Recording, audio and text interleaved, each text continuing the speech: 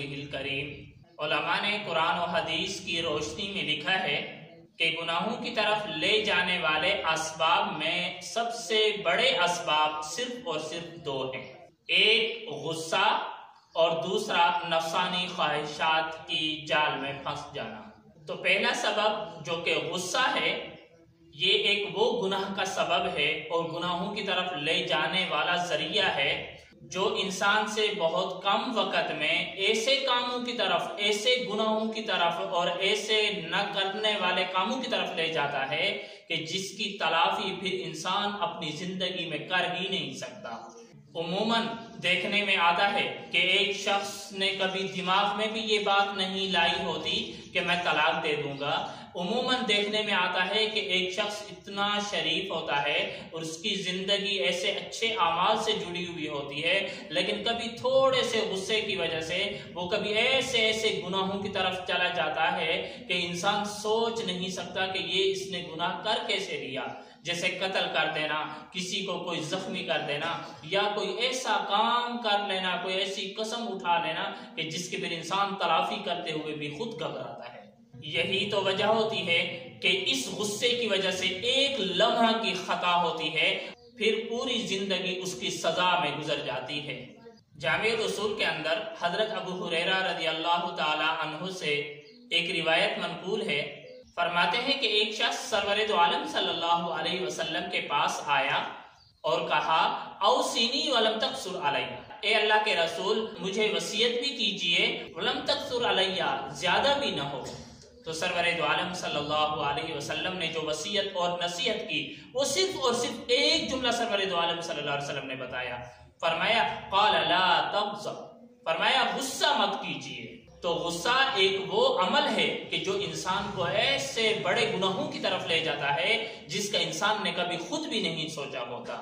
اور پھر غصے کو پی جانے کی صفت وہ محمود صفت ہے جس کو اللہ تبارک و تعالیٰ نے مومنوں کی صفت قرار دیا ہے، والکاظمین الغیظ والعافین عن الناس۔ مومن تو وہ لوگ ہوتے ہیں جو غصے کو پی جاتے ہیں اور لوگوں کو معاف کر دیتے ہیں۔ تفسیر ابن کثیر کی ایک روایت میں آتا ہے، اللہ تبارک و تعالیٰ فرماتے ہیں اے ابن آدم تو اپنے غصے کے وقت مجھے یاد رکھ، میں اپنے غصے کے وقت تجھے یاد رکھوں گا۔ یعنی جب تجھے غصہ آئے تو غصے کو پی لے اور میرے حکم کی خلاف ورزی نہ کر، اور جب مجھے تجھ پر غصہ آئے گا تو میں تجھے ہلاکت میں نہیں ڈالوں گا بلکہ تجھے معاف کر دوں گا۔ اور عموماً معاشرے کے اندر دیکھا گیا ہے کہ جو حضرات بھی غصے کو پی جاتے ہیں، خاموشی اختیار کر لیتے ہیں، کچھ دیر کے لیے تحمل کی طرف قدم اٹھا لیتے ہیں، تو دیکھنے میں آتا ہے کہ عموماً کامیاب اور سرخرو بھی پھر وہی ہوتے ہیں۔ ایک مسلمان کی خواہش ہوتی ہے کہ میں اپنے نفس کی اصلاح کر لوں، تو اپنے نفس کی اصلاح کے لیے سب سے پہلا قدم یہ ہے کہ انسان نے اپنے آپ کو اس بات کا عادی بنانا ہے کہ میں نے غصہ پی جانا ہے، میں نے تحمل و برداشت کرنی ہے۔ عموماً جب انسان گناہوں کی جال میں پڑتا ہے تو یہی دو راستے ہیں، یا تو غصے کی وجہ سے یا خواہشات کی وجہ سے۔ پھر اللہ تبارک و تعالیٰ نے جو سرور دو عالم صلی اللہ علیہ وسلم اور آپ کی امت کو جو اخلاق عطا فرمائے ہیں، یہ اخلاق عظیمہ ہیں۔ وَإِنَّكَ لَعَلَىٰ خُلُقٍ عَظِيمٍ، آپ تو اخلاق کے اعلیٰ درجے پر فائز ہیں، اور یہ اخلاق آپ کے بھی ہیں اور آپ کی امت کے بھی ہیں۔ اور ایک اخلاق کریمانہ ہیں، وہ اخلاق کریمانہ اللہ تبارک و تعالیٰ نے حضرت عیسیٰ علیہ السلام اور اس کی قوم کو عطا کیے ہیں، اور ایک اخلاق حسنہ ہیں، وہ اخلاق حسنہ اللہ تبارک و تعالیٰ نے حضرت موسیٰ علیہ السلام اور اس کی قوم کو دیے ہیں۔ اخلاق حسنہ یہ ہیں کہ کوئی اگر آپ کے ساتھ برائی کرے تو آپ بھی اس کے ساتھ اتنی ہی برائی کریں، وگرنہ آپ ظالموں میں سے بن جائیں گے، جیسے کہ اللہ تبارک و تعالیٰ فرماتے ہیں وَكَتَبْنَا عَلَيْهِمْ فِيهَا أَنَّ النَّفْسَ بِالنَّفْسِ وَالْعَيْنَ بِالْعَيْنِ وَالْأَنْفَ بِالْأَنْفِ وَالْأُذُنَ بِالْأُذُنِ وَالسِّنَّ بِالسِّنِّ وَالْجُرُوحَ قِصَاص۔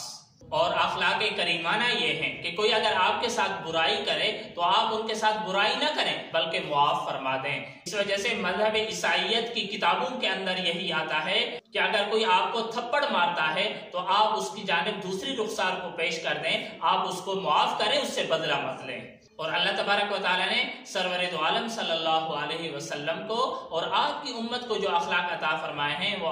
اخلاق عظیمہ ہیں۔ اخلاق عظیمہ کا مطلب یہ ہے اگر آپ کے ساتھ کوئی برائی کرتا ہے تو آپ اس سے بدلہ نہ لیں، اس کو معاف فرما دیں، بلکہ اور اس کے ساتھ اچھائی کریں۔ آپ انہیں معاف بھی کر دو، ان کے لیے بخشش کی دعا بھی مانگو اور انہیں مشورے میں بھی شریک کر لو۔ تو کامیابیوں سے ہمکنار ہونے کے لیے سب سے پہلا قدم جو انسان کو اٹھانا پڑتا ہے وہ یہی ہے کہ انسان اپنے غصے پر قابو پا لے۔ اور حقیقت میں یہ وہ لمحہ ہوتا ہے کہ جس لمحے کے اندر شیطان بڑی آسانی کے ساتھ انسان سے وہ کام نکلوا لیتا ہے جو کہ اس کو مطلوب ہوتے ہیں ایک انسان سے۔ اسی وجہ سے احادیث کے اندر آیا ہے کہ جب کسی انسان کو غصہ آئے تو اس کو چاہیے کہ اعوذ باللہ من الشیطان الرجیم پڑھ لے، اور جب کبھی غصہ آئے تو انسان اپنی حالت تبدیل کر لے، کھڑا ہوا ہے تو بیٹھ جائے، بیٹھا ہوا ہے تو لیٹ جائے۔ غصہ ایک آگ ہے اور یہ آگ جیسے لکڑیوں کو جلا کے راکھ بنا دیتی ہے، اسی طرح غصے کے اندر بھی انسان سے وہ گالیاں، وہ کفر کے کلمات، وہ ایسے افعال ہو جاتے ہیں جو انسان کو کفر کی طرف لے جاتے ہیں۔ تو آگ کے بجھانے کے لیے ضروری ہے کہ اس پر پانی ڈالا جائے۔ اسی وجہ سے آیا ہے کہ اگر جب کبھی بھی آپ کو غصہ آئے تو اس وقت ٹھنڈا پانی پی لینا چاہیے۔ اللہ تبارک و تعالیٰ سے دعا ہے کہ ہمیں اپنے نفس کی اصلاح کرنے کی اور پھر تحمل اور برداشت والی صفت کے اپنانے کی اور غصے سے بچنے کی توفیق نصیب فرمائے۔ تبارك الذي نزل الفرقان على عبده ليكون للعالمين نذيرا